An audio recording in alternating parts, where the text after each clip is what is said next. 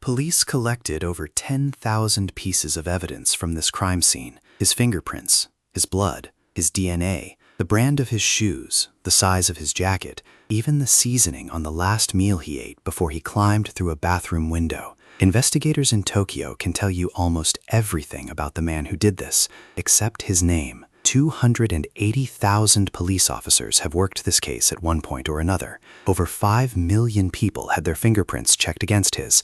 1.3 million DNA comparisons were run. And 25 years later, the file is still open. There's still a reward, 20 million yen, and there's still a wanted poster taped up outside police boxes across Tokyo, showing a faceless silhouette in a hooded sweatshirt, because that's all they have. Not a face, a silhouette. Most cold cases stay cold because there isn't enough evidence. This one is different. This one had almost too much evidence. And that's actually the more disturbing question hiding inside this story. How do you have everything? His blood type, his ancestry, his shoe size, his last meal, and still have nothing? Let's go back to the beginning. In 1991, a family named Miyazawa moved into a quiet residential street called Kamioshiaya in Tokyo's Setagaya ward. There were, at the time, over 200 houses in the neighborhood. Mikio Miyazawa was 44, an office worker. His wife Yasuko was 41 and worked as a home tutor. They had 2 children, Nina, 8 years old, and Rei, 6. Behind their house was a small park the local kids called the Choo-Choo Train Park, and over the next decade, that park became the reason the neighborhood slowly emptied out. Tokyo's city government wanted to expand a larger park nearby, and one by one, families sold their land and moved away. By the year 2000, only 4 houses were left standing on the street the Miyazawas had once shared with 200 neighbors. One of those 4 houses belonged to Yasuko's older sister. The 2 houses sat so close together they could almost be mistaken for a single duplex. Close enough that Mikio, a careful and somewhat anxious man, had actually proposed soundproofing the wall between them, worried that the proximity might eventually cause friction between the families. It never did. The 2 households got along fine. The Miyazawas, like everyone else on the street, had agreed to sell their land and move, but Yasuko was hesitant. Their younger son Rei had a developmental disorder, and she worried about how he'd adjust to an unfamiliar place. So they stayed a little longer than they needed to. Just a little longer. They never got the chance to leave.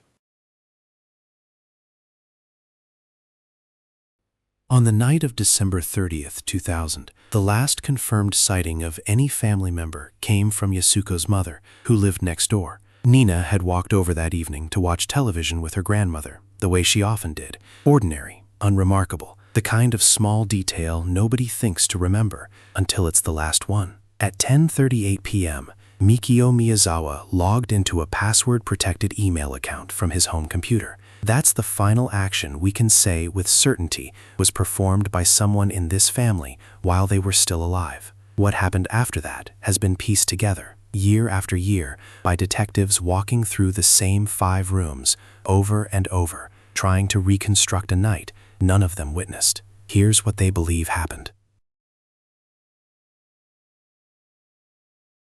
At some point after 10:38, a man climbed over a fence at the back of the property, made his way to the 2nd floor, and entered through a small bathroom window. Investigators found the window's mosquito screen removed and lying outside, along with broken twigs near the fence, consistent with someone climbing through. Next to that bathroom was Rei's bedroom. Investigators believe the intruder went there first, found the 6-year-old asleep, and strangled him. Rei is the only family member who wasn't stabbed. There's no blood in his room, but there are fingerprints everywhere. That absence of blood, paired with the abundance of prints, is part of why detectives believe he was killed first before things escalated. Mikio's body was found at the bottom of the staircase. Investigators believe he was on the 1st floor, possibly working, possibly having heard something, when he was attacked. He suffered defensive wounds across his arms, his face, his thighs. He died from blood loss caused by stab wounds to the chest.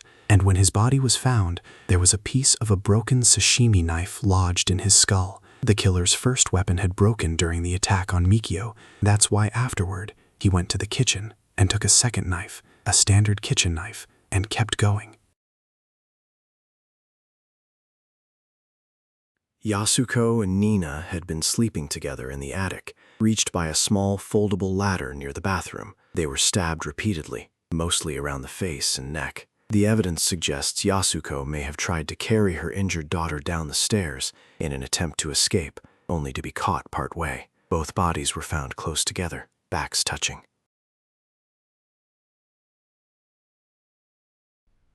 A person who has just killed 4 people in a house with neighbors a few meters away would be expected to do one thing immediately: leave. Get away from the scene as fast as possible. That's almost universally true of violent crime. It's one of the most basic patterns investigators rely on. This man stayed for hours. He went to the kitchen, took small cups of ice cream from the fridge, and ate them, not with a spoon, but by squeezing the cup and biting the ice cream directly out of it. He poured himself barley tea, ignoring the cola and beer also sitting in the fridge. At some point, he ate a melon, again without utensils. He'd been injured during the attack, badly enough to lose a significant amount of blood. He used a bandage from the kitchen and also used sanitary pads belonging to Yasuko, trying to control the bleeding.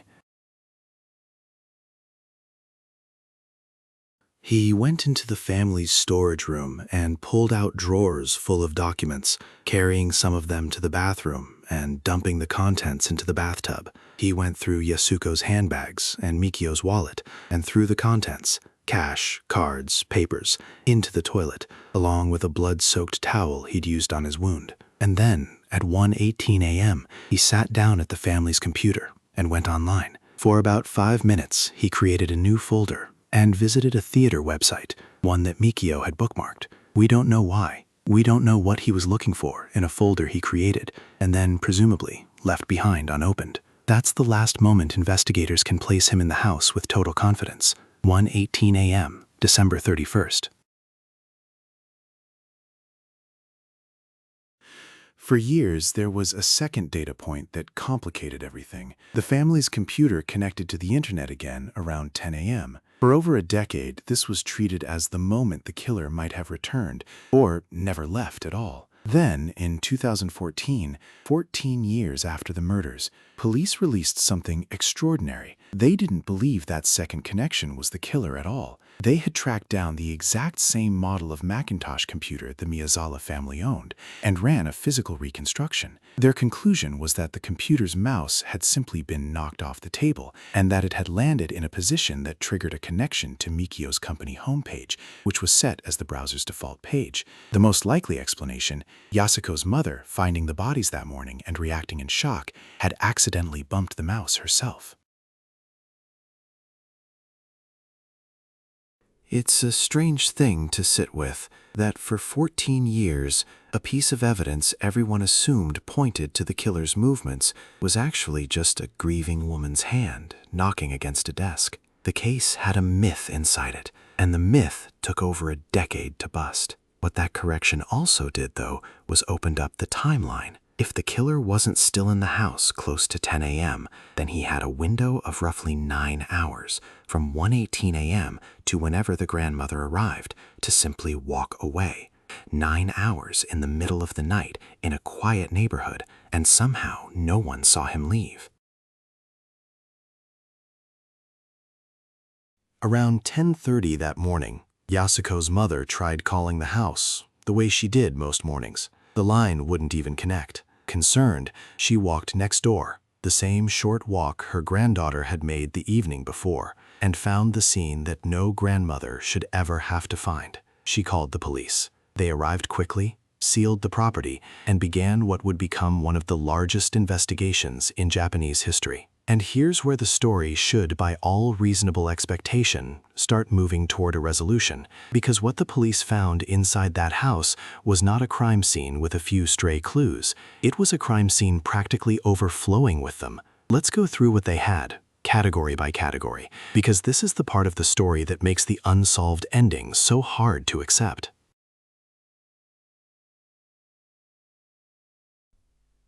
Biological evidence. The killer had bled heavily, and what he left behind told investigators his blood type, A. Years later, as forensic DNA technology improved, scientists went further. In 2005, researchers announced that the killer's DNA suggested mixed ancestry, most likely Southern European heritage on his mother's side, possibly from a family with roots near the Adriatic Sea, paired with East Asian ancestry on his father's side, which could mean Japanese, Korean, or Chinese. That's a remarkably specific genetic profile for a case this old. And yet, across 5 million fingerprint comparisons and over 1 million DNA comparisons, nothing has ever matched.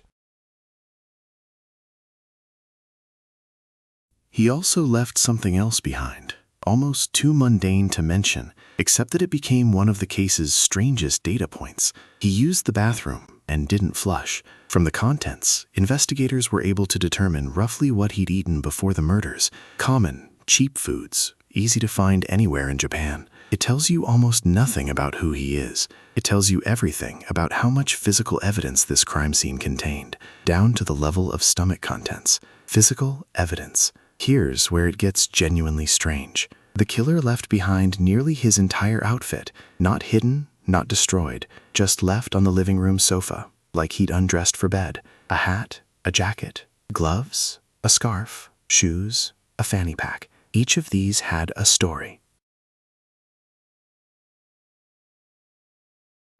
The jacket was a padded Uniqlo jacket, a size large, released in September of 2000, meaning it had been on shelves for less than 4 months before the murder. The gloves were made by a Japanese brand and had only been sold between 1998 and 2000. The thin sweatshirt he wore was even more narrow. Only about 10 units had ever been sold in Tokyo, in now closed stores, and only around 103 nationwide. Investigators tracked down 12 buyers. All 12 had alibis.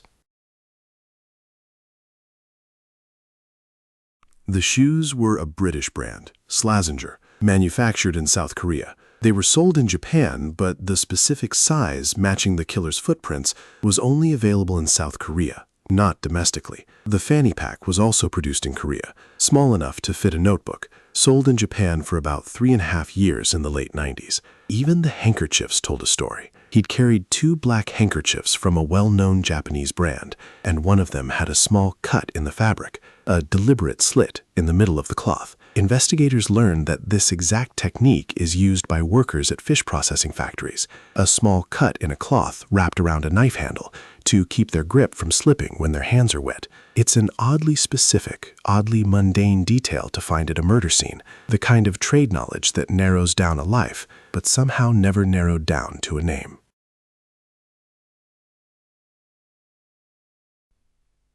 And then there's the geography. Of the 10 items the killer left behind, 5 could be traced to shops clustered around a single train station, Ogikubo, on the west side of Tokyo. That raised a real concrete theory that the killer might have lived somewhere along the JR Chuo or Keio rail lines, commuted across the city, and arrived in this quiet, increasingly empty neighborhood with murder already in mind. Before the killings, a supermarket security camera near Kichijoji Station, not far from Ogikubo, captured the image of a man matching the killer's description. That same area is where investigators believe the murder weapon itself, the sashimi knife, had been purchased.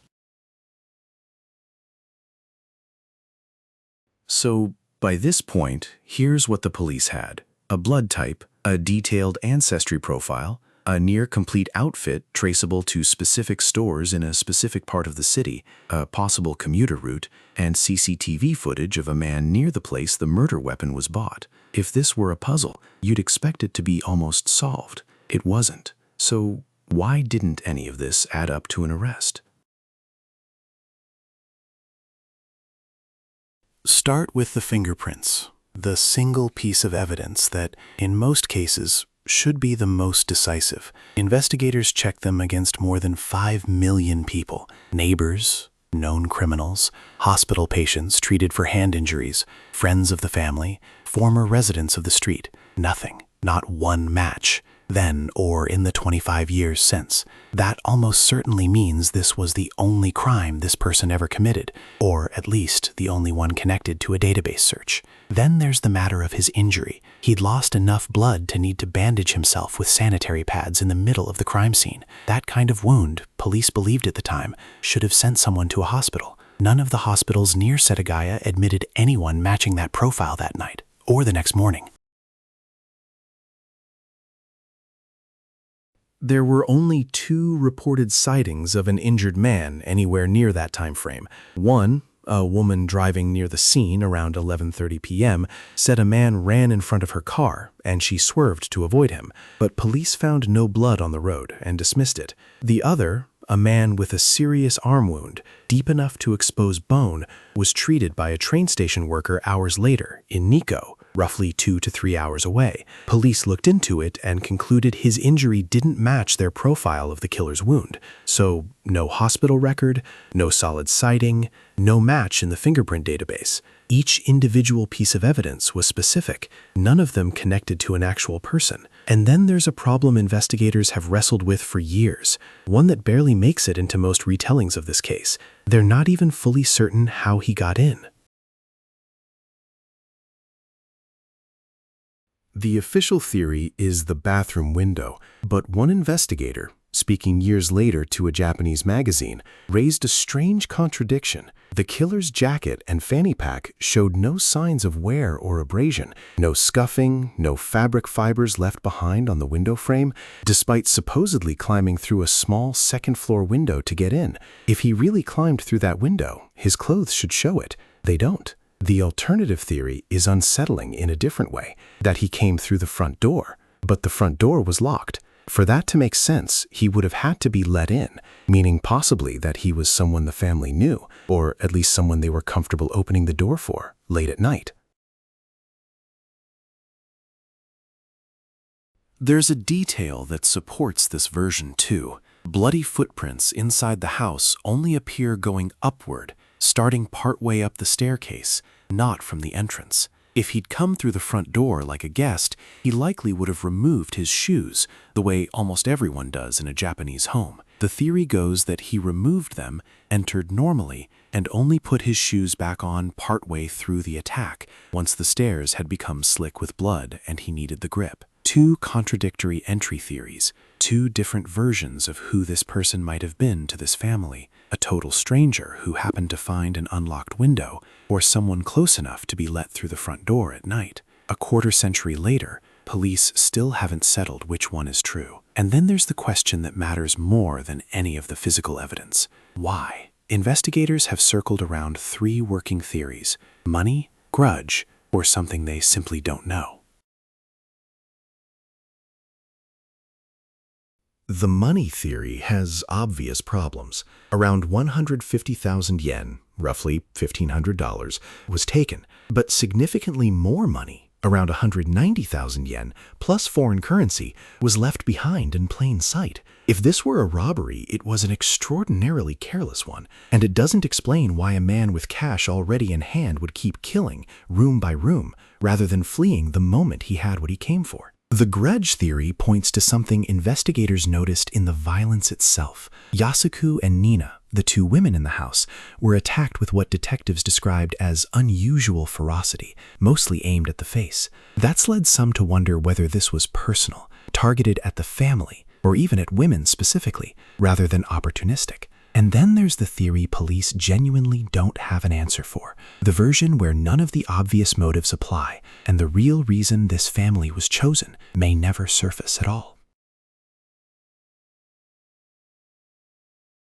There's no shortage of rumor filling that vacuum. Some point to the very thing the police themselves initially suspected, the skaters from the nearby park, despite the fact that nobody who actually knew Mikio described him as confrontational with them, and despite the fact that Slazenger trainers are an unusual choice of footwear for an actual skateboarder. Others point to far stranger theories, including one journalist's claim linking the murder to a religious organization and a land dispute, a theory with essentially no supporting evidence, but one that still circulates online today. None of it has ever been confirmed, and the not knowing is, in a strange way, the entire shape of this case. They don't have a suspect problem. They have a motive problem. And without a motive, every other clue, the shoes, the ancestry profile, the train line, is just a fact waiting for a story that never arrives to attach itself to.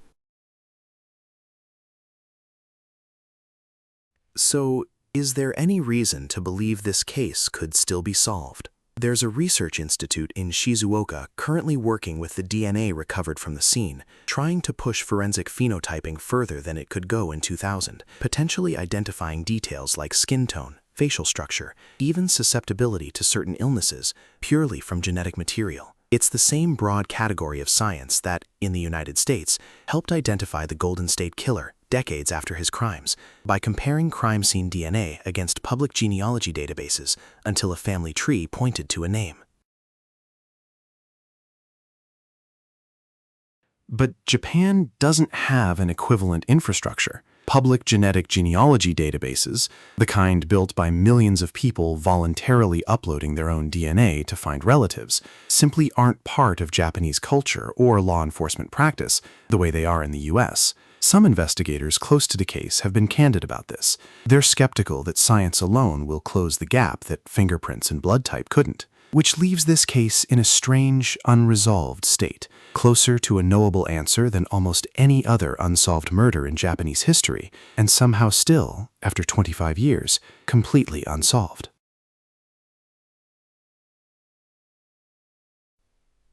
Here's the part of the story that reaches outside the Miyazawa house entirely. Until 2010, Japan's criminal code included a statute of limitations on murder, 15 years for most homicides, 25 for the most serious. If a killer wasn't formally charged before that clock ran out, they couldn't be prosecuted, even if they walked into a police station and confessed. As this case crept toward its own deadline, it became one of the most cited examples in the national debate over whether that law made any sense at all. A killer responsible for 4 deaths, including 2 children, who had left behind some of the most extensive physical evidence in the country's history, and who might, under the existing law, simply become unprosecutable, by definition, before he was ever even identified. In 2010, Japan abolished the statute of limitations on murder entirely. The law now allows prosecution at any point, no matter how much time has passed. This case isn't the only reason that changed, but it was one of the clearest, most uncomfortable arguments for why it had to. The wanted poster is still out there, the silhouette without a face. The 20 million yen reward is still active. Somewhere, a tip line still rings, occasionally, with someone reporting a stranger they once knew who used to wear a fanny pack, or had a scar on his arm, or once mentioned, offhand, that he used to work at a fish processing plant.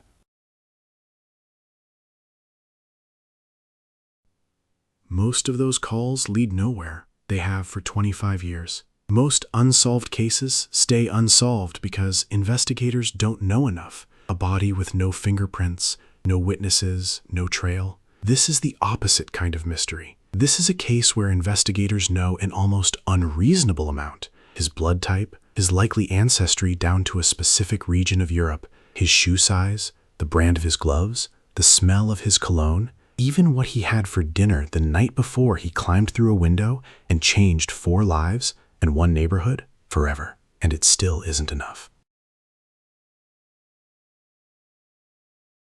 Maybe that's the more unsettling lesson sitting underneath this entire case. We tend to assume that evidence is the thing standing between a crime and an answer, that if you just collect enough of it, the truth eventually has nowhere left to hide. The Setagaya murders suggest something colder, that evidence only becomes an answer once it's compared against something, a database, a witness, a name already on file. Take away that second half of the equation, and you can have 10,000 pieces of evidence and still have nothing at all. Somewhere in Japan, possibly still alive, is a man whose DNA, fingerprints, and biography are more thoroughly documented than almost any unidentified person in criminal history, and nobody knows who he is.